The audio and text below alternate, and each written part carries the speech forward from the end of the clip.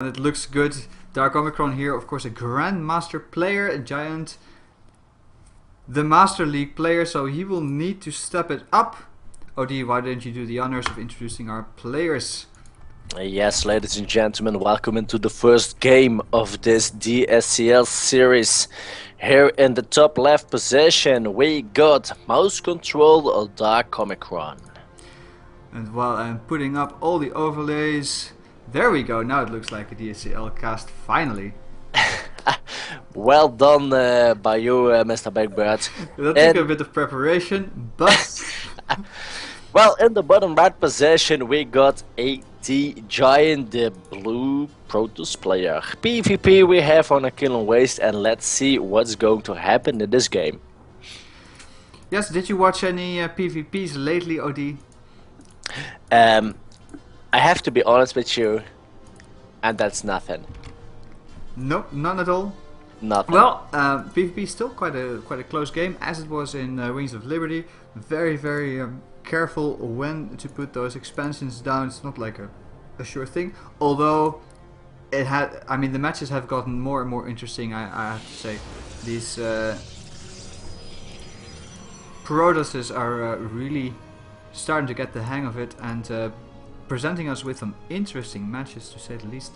But so far, though, everything going down in mirror. The gateway is actually at exactly the same time, and yeah, a simulator about the same time.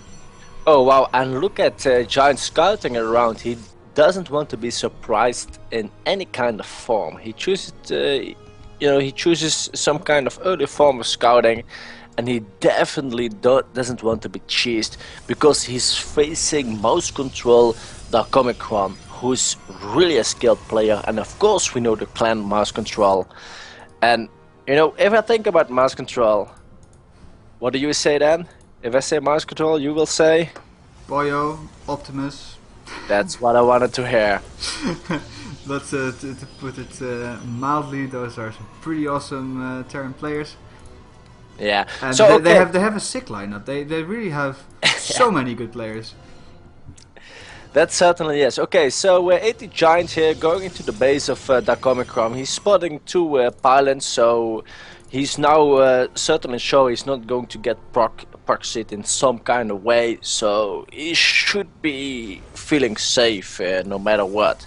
In the meantime, he is taking his second gas as well, and just chrono boosting both the cybernetics core and the gateway for that quick stalker to pop out. Of course, he skipped the zealot, so. Yeah, the stalker, you know, also very nice for the secondary scout and some small visions on the map control. But let's see, this is a PvP. It's a very complicated game. Supply counts are quite equal, and you know, it's just a matter of time when we know what is going to happen. Yeah, and PvP is a nice matchup in the sense that it's just a matter of some short time before there is aggression going down. I mean, it's not like the old PvZ matchups where there would basically nothing would happen until the 12-minute mark. But now we see actually Darkomicron here being very confident, taking his natural. And it used to be the case, of course, that whoever took his natural first in a PvP matchup would lose. Is that true? I don't know.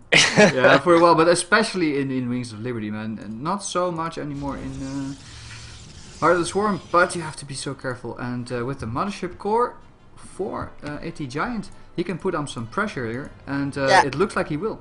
He certainly will, because he's going for some 4-gate pressure with the chrono boost on the cybernetic core. So, okay, actually the main thing Darkomicron needs to do is to defend, but will he notice everything? He's got no clue about the base of AT.Giant, so maybe he's just that experienced that he just needs to do it.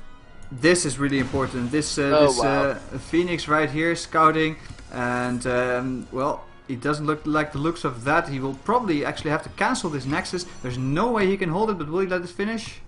Yeah, and he saw the proxy pylon, so he knew that there's going to be some kind of pressure. So he knows he's going to be 4-gated, so gotta stop.